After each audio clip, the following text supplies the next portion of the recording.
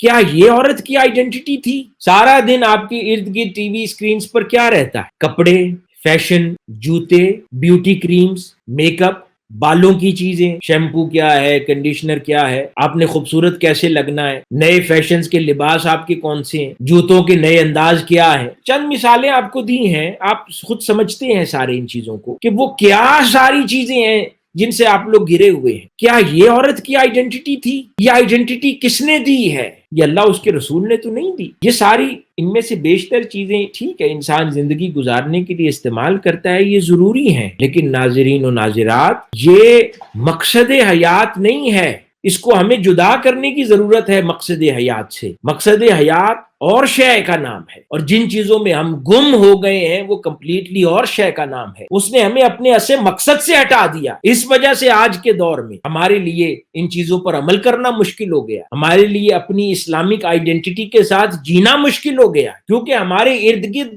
جو ماحول نے سٹینڈرڈز بنا دیے، ہمارے لیے جو آئیڈیاز مقرر کر دیے وہ اسلام کے دیے ہوئے نہیں ہیں. اپنے آپ کو ڈیٹیچ کریں ان سٹینڈرڈز سے، اور ان سٹینڈرڈز کو جاننے کی کوشش کریں جو اللہ اور اس کے رسول نے ہمارے لیے مقرر